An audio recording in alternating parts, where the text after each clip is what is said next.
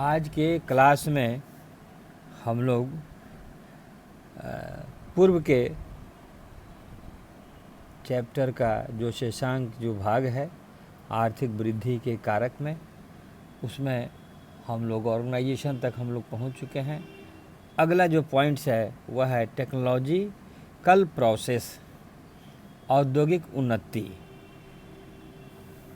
औद्योगिक उन्नति अथवा परिवर्तन आर्थिक वृद्धि के महत्वपूर्ण तत्व माने जाते हैं। औद्योगिकीय उन्नति से नई उत्पादन तकनीकों के विकास अथवा अन्वेषण अथवा नव परिवर्तन होते हैं, जिससे श्रम एवं पूंजी की उत्पादकता में वृद्धि होती है। न्यूनतम लागत पर अधिक उत्पादन होता है और कम समय में बढ़िया वस्तुओं का निर्माण, जिससे वस्तुओं की मांग बनी रहती है। अल्पविकसित देश औद्योगिक ज्ञान को दूसरे अन्य विकसित देशों से प्राप्त कर आर्थिक प्रगति कर सकते हैं। विशेषज्ञों का विशेष प्रशिक्षण देकर तथा मशीनें लगाकर उत्पादन में वृद्धि कर सकते हैं, जो इन देशों को निर्धनता के दुष्चक्रों से निकालने में सहायक सिद्ध होती है। आगे जो पॉइंट्स है वह है श्रम विभाजन में उत्पादन का पैमाना, division of labour and social production से स्केल ऑफ प्रोडक्शन। विशिष्टीकरण तथा श्रम विभाजन से उत्पादकता में वृद्धि होती है। इससे बड़े पैमाने के मितव्ययिताएं भी उपलब्ध होती है, जो औद्योगिक विकास में सहायक सिद्ध होती है। एडम स्मिथ ने आर्थिक विकास में श्रम विभाजन को बहुत महत्व दिया है। श्रम विभाजन से श्रम की उत्पादकीय शक्तियों में सुधार होता है। हर श्रमिक पहले से अधिक कुशल हो जाता है। वह समय की बचत करता है। वह नई मशीनों की खोज करने में भी समर्थ होता है और अंत में उत्पादन में कई गुणा वृद्धि होती है। परंतु श्रम विभाजन मार्केट के आकार पर निर्भर करता है। मार्केट का आकार आर्थिक प्रगति पर निर्भर करता है, अर्थात देश में मांग का आकार क्या है तथा उत्पादन का साधारण स्तर, यातायात के साधन यदि कितने विकसित हैं। उत्पादन का पैमाना बड़ा होने से अधिक विशिष्टीकरण तथा श्रम विभाजन संभव होता है, जिससे उत्पादन बढ़ता है और आर्थिक प्रगति की दर में वृद्धि होती है। ऐसा होने से मौद्रिक बाह्य मितव्ययिता उपलब्ध होती है और अविभाज्यताओं से लाभ प्राप्त होते हैं। वे अविभाज्यताएं शक्ति, यातायात आदि होती है, जिनकी प्रयोगों से उद्योगों का विकास होता है। इस प्रकार उत्पादन बढ़ता है तथा आर्थिक विकास में तीव्रता आती है। विशाल विकसित जैसे देशों जैसे अमेरिका, कनाडा और ऑस्ट्रेलिया की आर्थिक वृद्धि का एक महत्वपूर्ण कारण उनमें परिवहन एवं संचार के साधनों में अभूतपूर्व उन्नति है, जिससे उनकी वस्तुओं का मार्केट के आकार में विस्तार हुआ है एवं लागतें कम हुई है और उत्पादन का पैमाना बढ़ा है। विकसित राष्ट्रों द्वारा स्वेज एवं पनामा नहरों के निर्माण में दिलचस्पी लेना और उनका निर्माण करना मार्केट के विस्तार के लाभों को प्राप्त करने के लिए ही था। अल्प विकसित देशों में मार्केट अपूर्णताएं मार्केट के विस्तार में बाधक होती है, जिस कारण वे श्रम विभाजन और उत्पादन के पैमाने के लाभ प्राप्त करने में असमर्थ होते हैं। अतः निर्धनता के दुष्चक्रों से निकलने के लिए अविकसित देशों को बाजार का विस्तार करना चाहिए। छात्रों, अगला जो बिंदु है आर्थिक वृद्धि के कारण का, वह है स्ट्रक्चरल चेंज, संरचनात्मक परिवर्तन। संरचनात्मक परिवर्तन से अभिप्राय एक परंपरागत कृषि समाज से आधुनिक औद्योगिक अर्थव्यवस्था में परिवर्तन है, जिसमें वर्तमान संस्थाओं, सामाजिक प्रवृत्तियों और प्रेरणाओं में महत्वपूर्ण रूपांतर पाया जाता है। ऐसे संरचनात्मक परिवर्तन से रोजगार के अवसरों, श्रम उत्पादकता एवं पूंजी स्टॉक में वृद्धि होती है और नए साधनों के प्रयोग एवं तकनीकी में सुधार होते हैं। एक अल्प विकसित अर्थव्यवस्था में एक विस्तृत प्राथमिक क्षेत्र और एक बहुत छोटे द्वितीयक क्षेत्र के साथ एक और छोटा सा तृतीयक क्षेत्र होता है।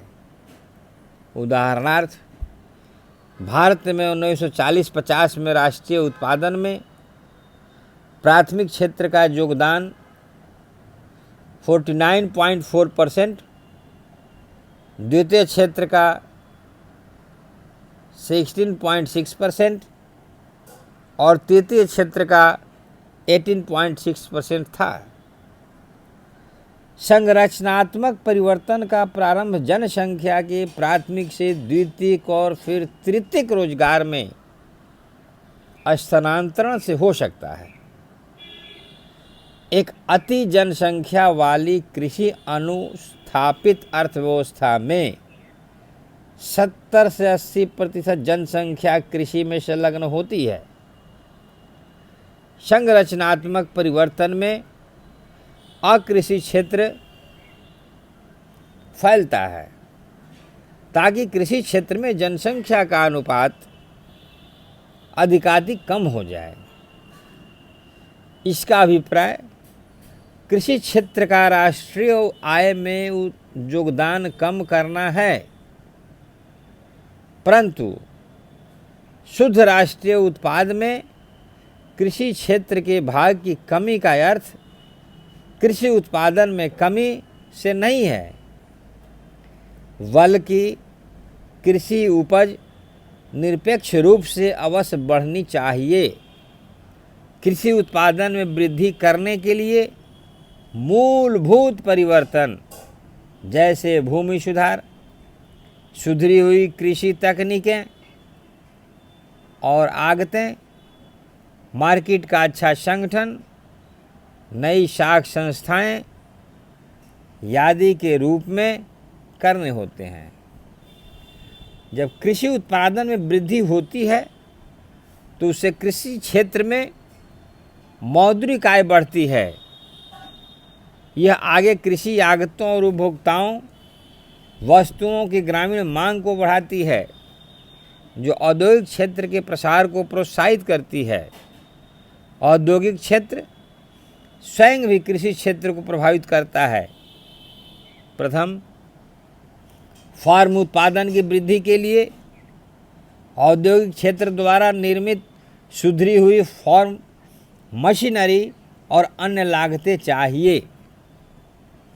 दूसरे, बढ़ रही कृषि उत्पादकता और आय औद्योगिक क्षेत्र की उपभोक्ता वस्तुओं और सेवाओं की मांग को बढ़ाती है।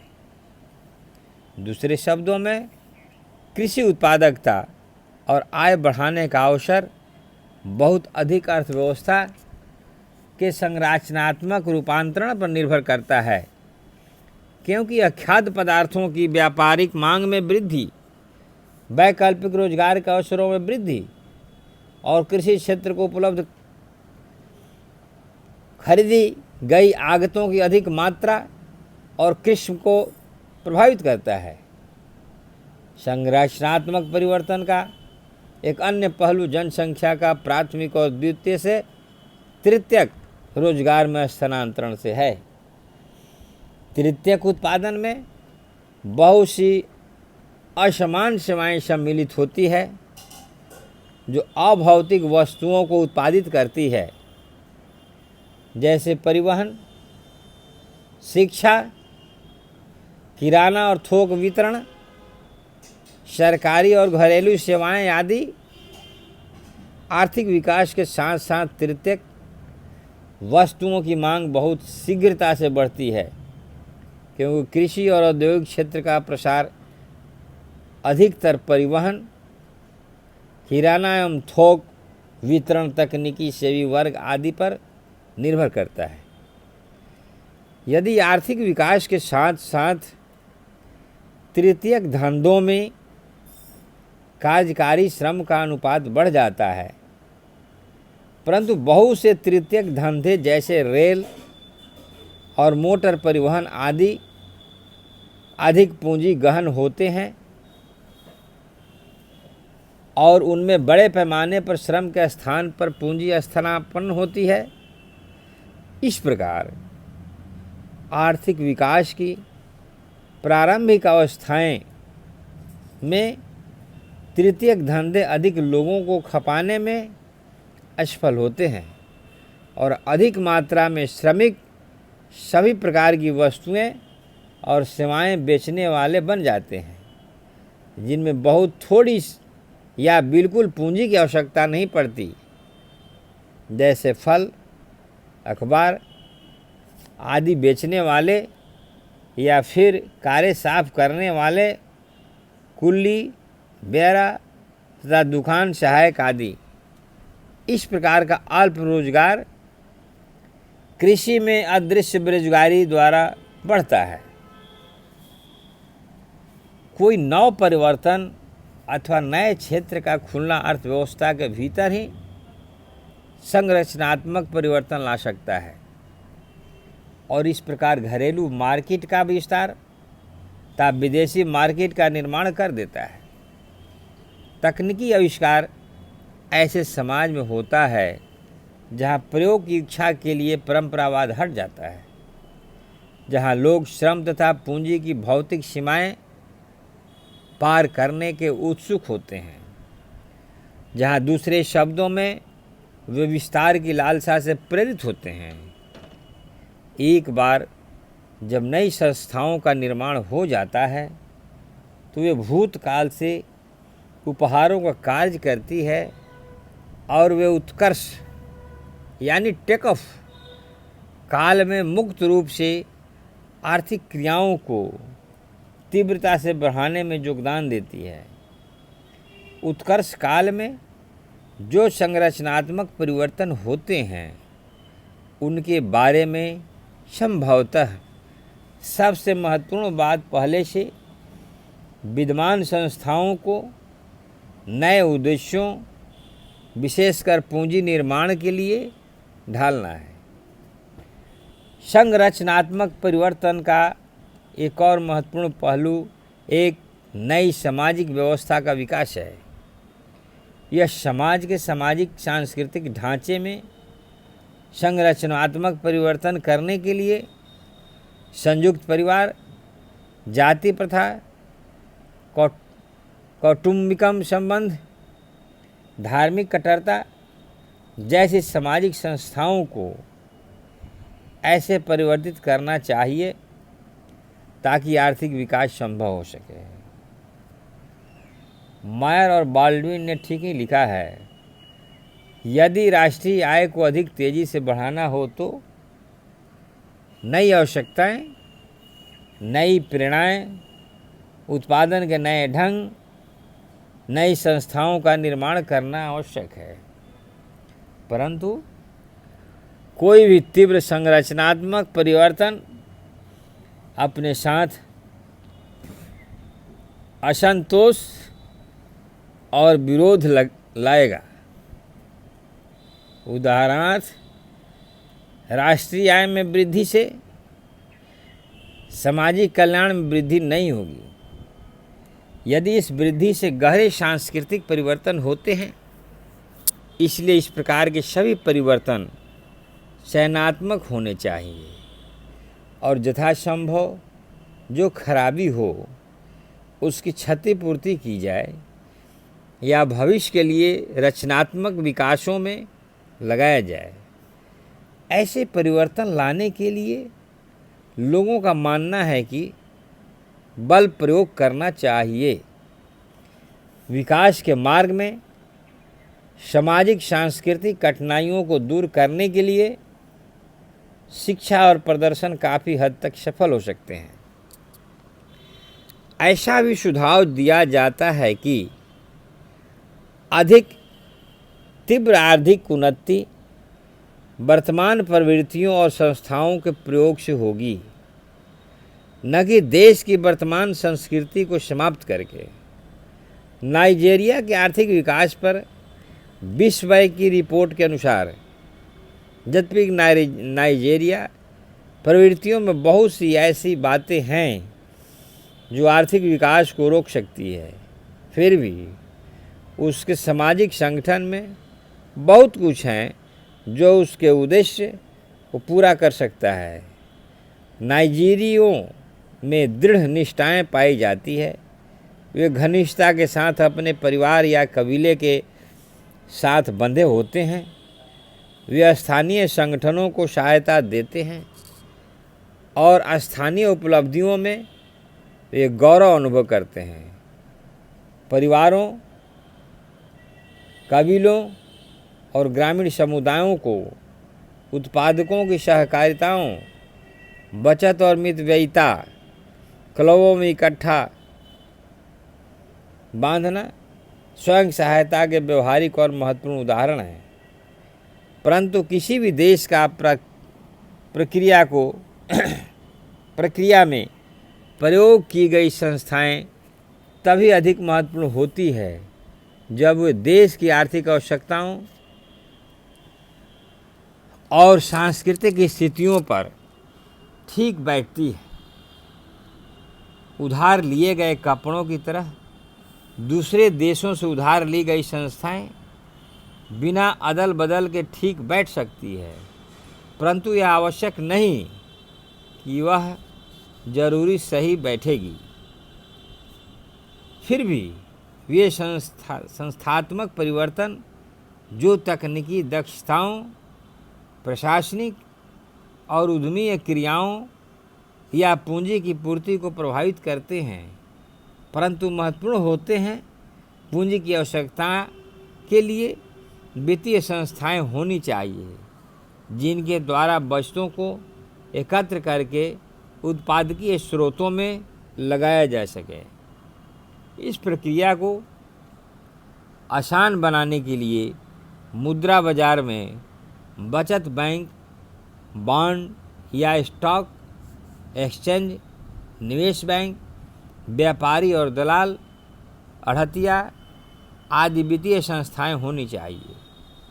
विभिन्न प्रकार के प्रशिक्षित सेवी वर्ग जैसे इंजीनियर, प्रबंधक, वैज्ञानिक, प्रशासक आदि की कमी अल्पविकसित देशों में गंभीर समस्या उत्पन्न करती है। इसके लिए उत्कृष्ट स्टेज में वैज्ञानिक, तकनीकी और प्रबंधात्मक शोध और प्रशिक्षण संबंधी संस्थाओं की आवश्यकता होती है। उदाहरणार्थ, टोकुगावा के अधीन डच अध्ययन की प्रथा और पश्चिमी तकनीकी एवं विज्ञान तथा औद्योगिकी में सुविधाओं को अपनाने से जापान की तीव्र उन्नति का मार्ग स्पष्ट हुआ है। परंतु आधारभूत समस्या उद्यमियों की पूर्ति बढ़ाना जो कि विशेष संस्थाओं पर निर्भर ही नहीं करती, बल्कि समस्त वातावरण स्थितियों और सही परिणामों पर निर्भर करती है। एक उद्यमी ऊंचे मौद्रिक पुरस्कार से या अपने निजी व्यापारिक साम्राज्य को स्थापित करने से या अपनी श्रेष्ठता स्थापित करने से या केवल नव परिवर्तन करने की प्रसन्नता से या केवल दूसरे से काम करवाने से प्रेरित हो सकता है। केवल ऐसे व्यक्ति नहीं होने चाहिए जो कि उद्यमीय क्रिया को करने के इच्छुक हों, बल्कि वे ऐसा करने में समर्थ हों। उद्यमी स्वतंत्र रूप से कार्य करने को तैयार हों, परिवर्तन में बाधाओं को पार कर सके और अपने कार्य के परिणामों का निजी उत्तरदायित्व उठाने को तैयार हो। फिर सामाजिक और आर्थिक हालात ऐसे होने चाहिए जो उसकी उद्यमी योग्यताओं के प्रयोग में सहायक हो। कानून और व्यवस्था उद्यमियों अवसरों को प्रोत्साहित करेंगे। इसी प्रकार ऐसी सरकारी नीतियां भी जो आर्थिक ऊपरी पूंजी और सहायक मौद्रिक और राजकोषीय प्रेरणाएं प्रदान करने के लिए बनाई जाती है, तकनीकी प्रगति और नव परिवर्तनों को वित्त प्रदान करने की सुविधाएं एवं विस्तृत मार्केट तथा साधनों की गतिशीलता उद्यमियों की पूर्ति को बढ़ाएंगे। अतः प्रेरणाएं, योग्यताएं एवं सहायक वातावरण सभी मिलकर उद्यमिता को प्रोत्साहित करते हैं। परंतु संरचनात्मक परिवर्तन लाने में सरकार का भी बहुत अधिक योगदान होता है। सरकार ही एक ऐसा संस्थानिक संगठन होता है जो देश की समस्त विकास संबंधी समस्याओं को सुलझाने में समर्थ रखता है। एक दृढ़ सरकार ही यह निर्णय ले सकती है कि संरचनात्मक परिवर्तन सरकार द्वारा किए जाएं अथवा निजी क्षेत्र के अंतर्गत। उदाहरण, देश में भूमिपतियों के प्रभुत्व को भूमि सुधार द्वारा समाप्त करके कृषकों को उनके अधिकार सरकार ही प्रदान कर सकती है। फिर कृषकों को भूमि सुधार के लिए वित्त, अच्छे बीज और अन्य सुविधाएं प्रदान करने के लिए नई संस्थाएं सरकार द्वारा स्थापित की जा सकती है। इसी प्रकार अन्य क्षेत्रों में संरचनात्मक परिवर्तन लाने में सरकार ही अग्रणी होती है। परंतु प्रवर्तमान सामाजिक संस्थाओं, आदतों एवं विश्वासों में परिवर्तन लाना बहुत कठिन कार्य होता है, जिसे एक दृढ़ और शक्तिशाली सरकार ही शिक्षा, कानूनी परिवर्तनों तथा नई संस्थाओं द्वारा परिवर्तित कर सकता है। छात्रों, इस तरह से आर्थिक विकास के जो फैक्टर के एक भाग करीब करीब जैसे इकोनॉमिक फैक्टर हम कहते हैं वह समाप्त हुआ, और इसके बाद जो आएगा वह गैर आर्थिक फैक्टर है, नॉन इकोनॉमिक फैक्टर। उसको हम दूसरे भाग में चर्चा और दूसरे क्लास में उसकी चर्चा हम करेंगे। धन्यवाद। अब इकोनॉमिक फैक्टर को